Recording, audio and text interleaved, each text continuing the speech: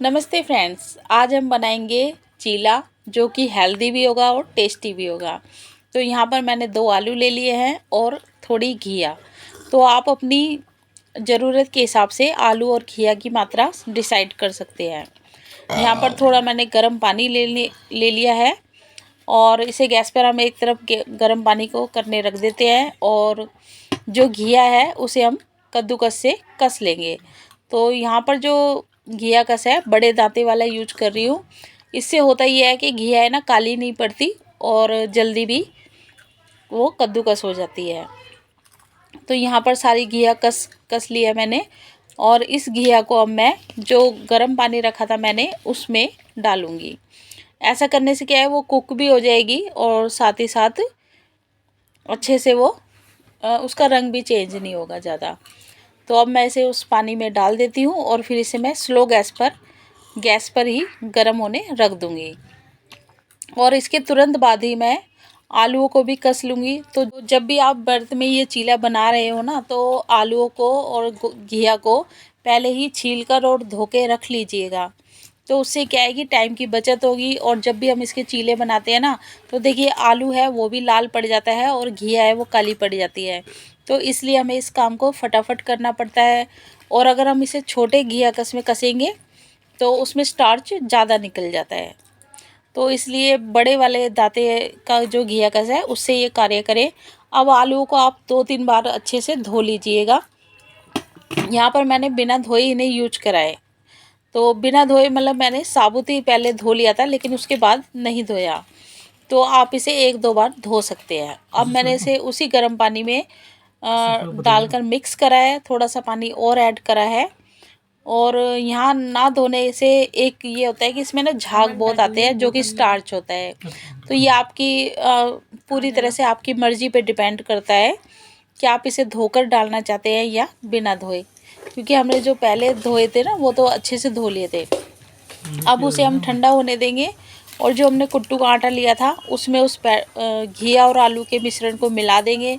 साथ में सेंधा नमक, काली मिर्च और हरी मिर्च, ये 3 चीज़ें हम डालकर एक स्मूथ बैटर तैयार कर लेंगे। तो यहाँ पर कुछ क्लिप है जो मेरे से शूट करने से रह गई है। तो बस उस बैटर को हमें मिक्स करना था जब घिया आलू ठंडे हो जाए पूरी तरह से। और इसे थोड़ी देर के लिए हम रख देंगे और एक नॉन स्टिक पैन ले लें। तो नॉन स्टिक पैन का फ़ायदा ये होता है कि इसमें ना जो चीले हम कुछ भी रेसिपी बनाते हैं ना तो वो चिपकती नहीं है। और इसे आप नॉर्मल तवे पे बनाएंगे तो उसमें ये जल्दी आराम से इजीली नहीं बनेंगे। और जब नॉन स्टिक पे बनाएंगे तो घी तेल भी हमारा कम ही मात्रा में यूज होता है। तो आप एक चीले के बराबर जितना बड़ा आपको चीला चाहिए उतना बड़ा आप चीले को फैला दें। यहाँ पर मैं रिफाइंड यूज कर रही हूँ, आप चाहे तो देसी घी भी यूज कर सकते हैं। तो जब व्रत में आप देसी घी खाना चाहते हैं तो देसी घी यूज करें वरना रिफाइंड। अब इसे हमें धीरे धीरे से कुक होने देना है। अब ये ध्यान देने योग्य बात यह है कि अगर हम घिया और आलू को कच्चा ही यूज करते तो इसे पकाने में हमें थोड़ा टाइम लगता। तब ऐसी स्थिति में हम क्या करते, तो हमें स्लो गैस पे कुक करना पड़ता और साथ ही साथ इसे हमें किसी बर्तन से ढकना पड़ता ताकि वो स्टीम में लौकी और आलू है वो अच्छे से कुक हो जाए। इसलिए मैंने इसे पहले ही थोड़ा घी आलू को पका लिया था ताकि ये कम समय में जल्दी से पक जाए। लेकिन ध्यान तब भी देना है कहीं ऐसा ना हो कुट्टू का आटा जो है हमारा अच्छे से पके ना। तो ये चीला है ना खाने में हेल्दी तो होता ही है और टेस्टी भी होता है। इसे आप किसी चटनी के साथ खा सकते हैं या किसी दही की डिप के साथ खा सकते हैं। जैसे कि दही में भुना जीरा, काली मिर्च और सेंधा नमक मिलाकर खा ले, या आप कोई रायता भी बना सकते हैं जो व्रत में आप खा सकते हो। जैसे कि पुदीने का रायता, खीरे का रायता, घिया का रायता।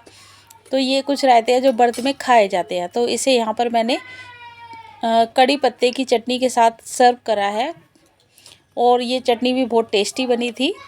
तो फ़िलहाल तो मैंने जब बनाया है ना तो व्रत नहीं था, मैंने ऐसे ही खाने के लिए बनाए थे।